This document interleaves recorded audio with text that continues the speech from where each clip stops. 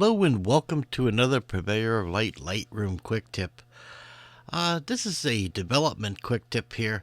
I see a lot of people make the mistake when they're doing their post-processing. A lot of people will turn around and do all their adjustments and, make all their adjustments and do things and look at the histogram and, yada, yada, yada, right? That's a mistake, okay? You shouldn't start your post-processing that way, okay?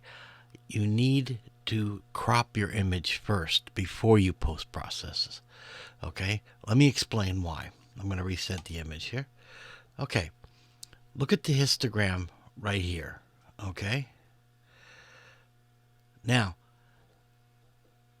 this is what you're developing on. This is what if you set any automatic settings, this is what it's going to use to work on your image. Okay. Now I'm going to go ahead and activate the crop tool. Now I want you to pay attention to the histogram. Okay. If I start to crop this image, this histogram is going to change drastically. Look at that. Okay. Again,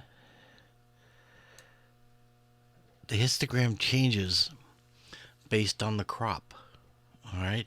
And that's important when working with your image. So, first thing you do when you post-process an image, crop it first, then develop it.